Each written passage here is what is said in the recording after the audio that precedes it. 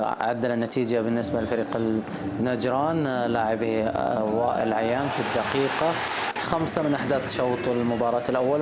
ومثل ما تشاهدون هذا هدف الهلال الأول عن طريق مانجان، وأيضا بعد قليل نامي والدوسري، إلا أن احنا ما يعني دائما وأبدا ينتظرون الخروج الكرة من وسري لصناعة. حتى على الجهة اليمنى كان يفترض، اليسرى كان يفترض ياسر الشراني يكون أكثر حركة وسرعة، فماني شايف بصراحة ذاك الرتم العالي أو السريع أو المضاغطة، لأن نجران يتكتل كثير. النتيجة تحتاج أنك تكون فيها يعني فيها مبادرة يعني سريعة، لكن نجران يتمركز كويس، عنده مشكلة في الارتداد ما هو جيد. يعني تكلمنا عن زي ما قال أخوي صالح عملية اللاعب الغير سعودي اللي هو الرباعي الجيد. حتى الهدف اللي سجله نجران بجهاد وعرضها طبعا للدردور وكملها وائل عيان. فإذا يعني تشاهدون هدف نجران عن طريق وائل عيان وهو هدف التعادل. عموما مشاهدينا نذكركم بضيوفنا هذا المساء هم الكابتن زكي الصالح والكابتن صالح الحمادي. برأيك من اللي طلع في الشوط الأول منتصر وفق الأداء، يعني من اللي قدر يطبق السياسة اللي هو يبغاها في الملعب؟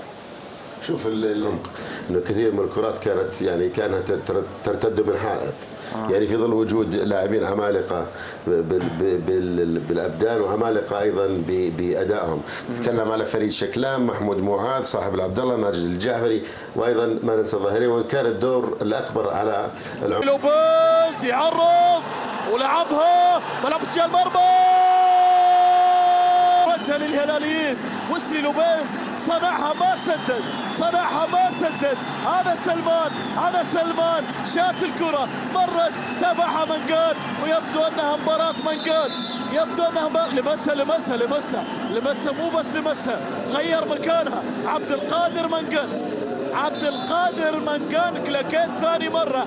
هدفين للسنغالي، اللاعب الذي لم يسجل ابدا مع الهلال. تسوي اللي قبل كذا المراوغة، هي فعلا عملة صعبة. اللمسة الأخيرة هذه كرة تأتي